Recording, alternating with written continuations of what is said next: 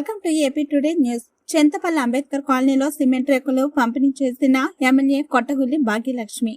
అల్లూరి జిల్లా చింతపల్లి జీకే వీధి మండలాల్లో మేము సిద్ధం అనే కార్యక్రమం ద్వారా పాడేరు శాసనసభ్యురాలు కొట్టగుల్లి భాగ్యలక్ష్మి పర్యటించారు. ఈ సందర్భంగా చింతపల్లి అంబేద్కర్ కాలనీ వాసులు పాడేరు శాసనసభ్యులు కొట్టగుల్లి భాగ్యలక్ష్మిని ఘనంగా ఆహ్వానించారు. ఈ కార్యక్రమం ద్వారా అంబేద్కర్ కాలనీలో ఈ రోజు డ్రైనేజ్ శంకుస్థాపన చేశారు. అలాగే ఎస్సీ కాలనీలో నివసిస్తున్న నిలువు నీడలేక ఎండకు వర్షానికి ఇబ్బంది పడుతున్న ఎస్సీ కుటుంబాలను గుర్తించి వారికి సుమారు 200 సిమెంట్ రేకులు జిల్లా కలెక్టర్ సుమిత్ కుమార్ సహకారంతో ఎమ్మెల్యే భాగ్యలక్ష్మి సొంత నిధులతో సిమెంట్ రేకులను పంపిణీ చేశారు. అలాగే ప్రభుత్వం నుంచి వచ్చే నిధులలో 15% ఎస్సీ కులస్తులు ఎక్కడున్న వారికి కేటాయించి అభివృద్ధి చేస్తామన్నారు. జగనన్న పాలనలో మీకు మంచి జరిగితేనే మరలా మీ యొక్క మనస్సాక్షితో రానున్న ఎన్నికల్లో జగన్మోహన్ రెడ్డిని సీఎంగా గెలిపించాలని కోరారు.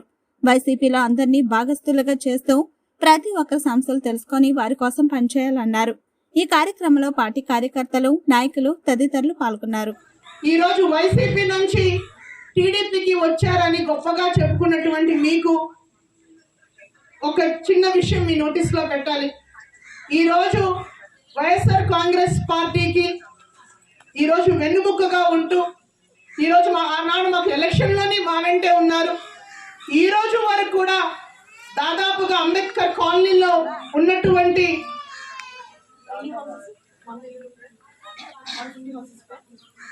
దాదాపుగా ఒక 110 హౌసెస్ ఏదైతే ఉన్నాయి, ఇల్లులు ఏదైతే ఉన్నాయి, దాదాపుగా 500 మంది పైచిలకు ఈ జనాభా అంతా కూడా మా వెంటే ఉన్నారు.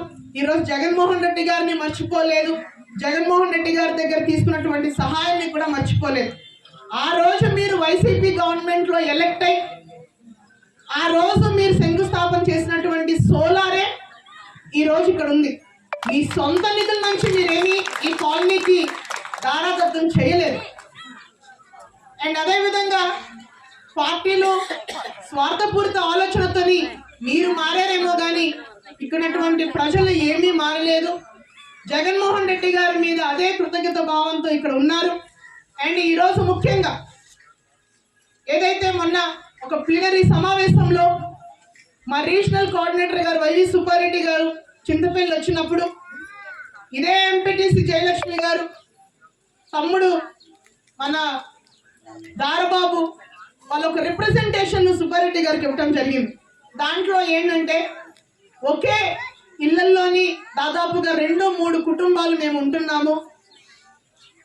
ఇక్కడున్నటువంటి ప్రత్యేక చట్టాలు 1/70 యాక్ట్ వలన మాకు నూతన గృహాలు అనేవి మాకు రావట్లేదు. అదే పూరి గుడిసెల్లో మేము 2-3 కుటుంబాలు కలిపి ఉంటున్నాము. చాలా ఇబ్బందికరమైనటువంటి పరిస్థితుల్లో ఉంటున్నాం సార్. మాకు ఏదో ఒకటి మాకు సహాయం చెయ్యండి అని అన్నప్పుడు నేను కూడా సార్తో మాట్లాడటం జరిగింది. వీళ్ళు ఇచ్చినటువంటి రిప్రజెంటేషన్ కూడా గౌరవ ఎస్సీ శాఖ మంత్రి గారు మన మెరుగు నాగార్జున గారు కూడా మేము సబ్మిట్ చేయడం జరిగింది. సో ఇక్కడున్నటువంటి ఎస్సీ సప్లైన్ అంటే ఎస్టీ సప్లైన్ ఎలాగైతే ఉంటుందో ఎస్సీ వెల్ఫేర్లో కూడా డిపార్ట్మెంట్లో కూడా సో వివిధ ప్రాంతాల్లో ఉన్నటువంటి ఎస్సీలకి సహాయం చేసేదానికి కొంత నిధులు ఉంటుంది కాబట్టి తప్పకుండా మేము సహాయం చేస్తామని ఆయన చెప్పటము, సార్ కూడా మన కలెక్టర్ గారితో మాట్లాడిన తర్వాత మన జిల్లా ఏర్పడైన తర్వాత ప్రతి డిపార్ట్మెంట్ కూడా మనకి ఇక్కడ అందుబాటులో ఉన్నప్పుడు ఎస్సీ వెల్ఫేర్ వాళ్ళని పిలిపించుకొని దీన్ని మనం ఏ రకంగా మనం హెల్ప్ నూతనంగా గృహాన్ని మనం ఇవ్వలేము. అట్లీస్ట్ ఉంటున్నట్టు ఇల్లుకి అంటే కనీస మనం కలటువంటి హక్కు ఇది ఒక ప్రాథమిక హక్కు. సో ప్రతి ఒక్క వ్యక్తి కూడా దేశంలో పుట్టినటువంటి ప్రతి ఒక్కరికి జీవించే హక్కు ఉంటుంది. కనీస అవైనట్టు కూడు ఇది ఖచ్చితంగా మానవుడు.